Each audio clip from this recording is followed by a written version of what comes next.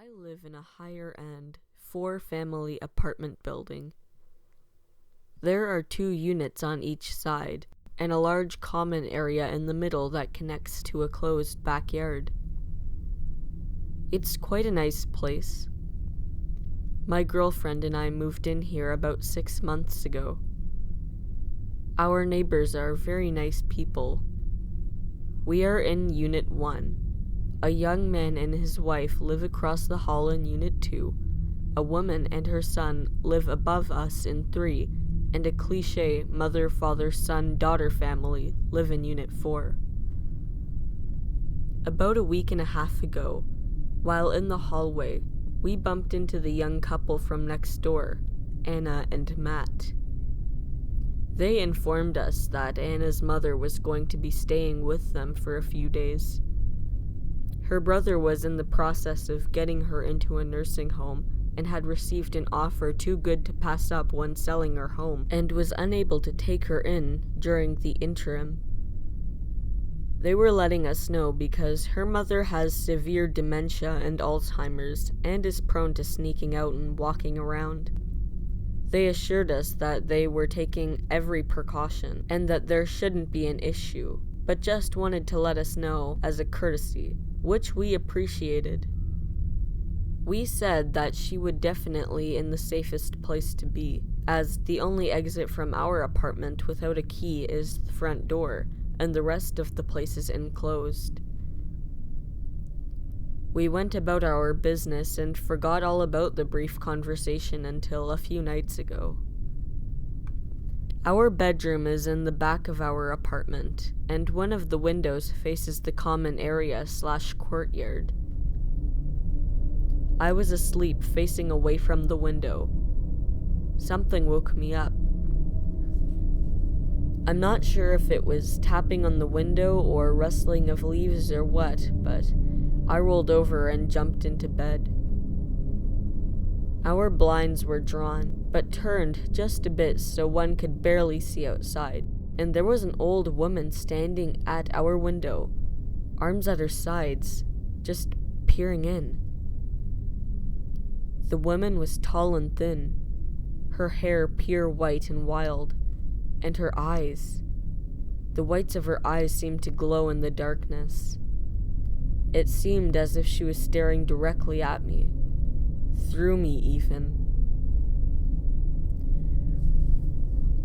I met her gaze for a few seconds before snapping out of it and quickly turning over to nudge my wife awake. She awoke, and when I looked back, the woman was gone. Kimmy mumbled something incoherent and fell back asleep. I got out of bed and went to the window, looking out to see if I could spot the woman wandering around. I saw no one. I went to the living room to look out that window, and again, nothing. And then I heard the door across the hall open and close, so I figured the problem had rectified itself. The next day, I happened to see Matt outside and asked if his mother-in-law had made it back inside safely last night, to which he replied, "Yeah, she managed to sneak out for a second, but we got her. Sorry if she was a bother." I said she was no bother and figured that was the last of it. That night around 3 a.m., Kimmy woke me and said it sounded like someone was in our apartment. I jumped out of bed to go check it out, walking cautiously down the hallway. Before crossing the threshold into the living room, I stopped to listen for anything, maybe get some idea of where the intruder might be. I heard some rustling around towards the kitchen, which is to the left, around the corner. It sounded like drawers were being opened and closed rapidly. I braced myself and turned to the corner, flicking the lights on. I looked around, and there was no one there. I looked all over the apartment and didn't see anyone. Then I happened to look out the window, and in the middle of the courtyard was Anna's mother, standing there, staring at me. It thoroughly creeped me out. Once again, I looked away for what seemed like only a split second. and when I looked back, she was gone. I ended up assuring Kimmy we were safe, and we both fell back asleep. The next morning, Kimmy and I decided to go out for breakfast. As we stepped out the front door, I looked down and there was a wooden mixing spoon at our doorstep.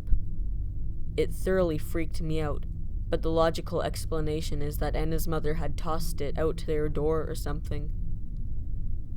It didn't really make sense to me, but it was more plausible than anything else, as nothing from our kitchen was missing as far as I could tell. It was after noticing the wooden spoon that we heard Anna and Matt arguing through their door. All we could really make out, without trying to totally eavesdrop, was, "We have to figure out a better way to keep her in here at night. We can't stay up all night just because she does. We have to make sure she knows that the hallway isn't just to wander around in." And so it was confirmed. She had indeed been in the hallway the night before. She had probably just thought the wooden spoon needed to be placed at our doorstep, and the sound we were hearing were coming from outside our apartment. The night came, and I woke up again. It was nearly 4 a.m. It was quite dark in our apartment. Our door was partially opened, and I looked to it, and my heart sank to my stomach. I could have sworn I saw the silhouette of Anna's mother standing at our door. I nearly screamed. Instead, I reached over to turn the light on, and when I did, of course, no one was there. I quickly got up and searched the house. There was no one. Then I happened to look out the window that faces the front yard, and there she was, wild white hair and all. I was relatively sure that the silhouette I had seen in the hallway was part of a nightmare. Clearly, this woman only went into the hallway and outside. Each night I had checked the locks on the doors and windows, and they were all secure. The next day, I caught Anna outside and asked how it had been going with her mother. Not to my surprise, she said that she'd gotten out a few times and it's been difficult, but her brother had a place lined up that she would be going to soon. That night, once again, Kimmy and I were both woken up. This time, it was a scratching sound. I got up to check it out. It was coming from the door to our apartment. I went and looked through the peephole and jumped back when I saw what was on the other side. It was the close-up face of Anna's mother, who was standing directly in our front door, staring into the peephole. It creeped me out, thinking that only about 1.5 inches of wood separated the two of us. Now prepared for what I was going to be looking at, I looked back through the peephole, and she was standing there, moving her fingernails up and down our door. I quietly said, "Miss Mullen," Anna's maiden name, "I think you should go back to your house now and get to bed. It's late and we are trying to sleep." To my surprise, she ceased the scratching and just stood there for a few seconds, staring through the other side of the peephole, and then backed away, but keeping her gaze towards the door. It was like I could feel her looking through me. Once she turned around, I went back to bed, satisfied with resolving that situation. Then, yesterday afternoon, there was a knock on our door. It was Anna and another man I didn't recognize. She introduced him as her brother Alex. They thanked me for being so patient with their mother, who was very sorry if she had caused any disturbance, as they know the stairs in our hallway can be particularly loud at night. I of course said it was no problem, even though I'd heard her on the stairs. Even so, they explained that she insisted on giving us some cookies she baked. I gladly accepted, and Alex went to get their mother. The woman he came out with was small and frail, with short brown hair. She was absolutely not the woman I'd been seeing the last few nights. I was lost for words. This little old lady walked up to me with a plate of cookies and said, "Thank you for being so understanding, young man." I stammered out a "no problem" and closed my door, unsure of what was going on. I watched them get their mother into Alex's car and him take her away to her new nursing home. I'm afraid to go to sleep tonight.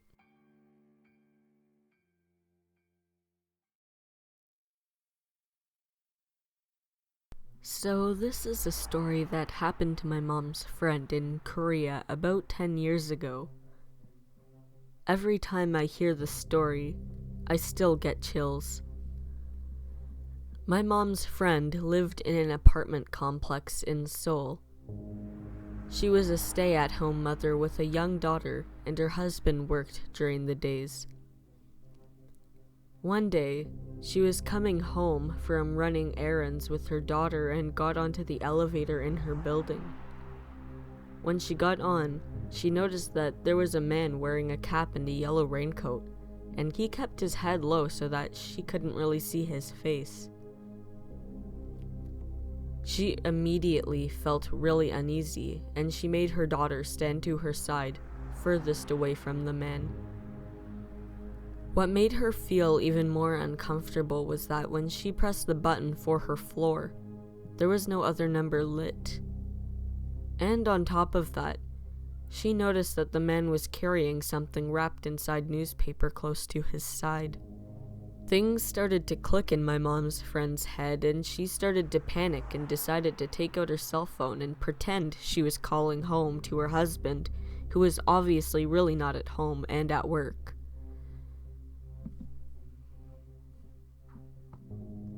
She started saying things like, "Oh, I'm on the elevator and about to get off. Can you get the door for me?" and making it seem like her husband was waiting at home. When the elevator did reach her floor, I think she lived on the 12th floor or something, she quickly got off and grabbed her daughter and started to walk as fast as she could to her apartment.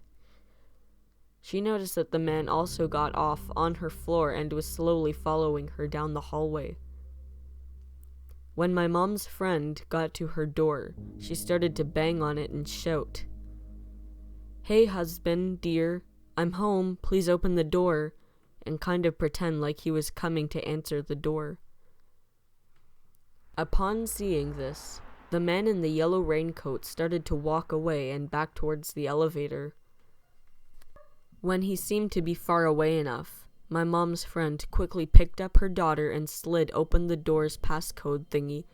This is usually how people get into their homes in Korea, and started to frantically punch in her key code. But the problem was that the buttons would make sounds so that the man knew no one was going to answer the door for her, and he turned around and started to run back towards her. My mom's friend at this point was practically screaming, and when she finally got her door to open, the first thing she did was throw her daughter in through the door. When she got in herself, she saw that the man was pretty much inches from the door, but she managed to shut it and lock it before he could wedge his hand or weapon into the door. Afterwards, looking through the door's peephole, she saw that the man was walking away back towards the elevator. Several months later, my mom's friend was watching the news, and there was a coverage on the capture of a serial killer named Young-chul who used to kill a lot of prostitutes. She told my mom that she could never forget the dread she felt when she saw the too familiar yellow raincoat and hat that he was wearing when apprehended.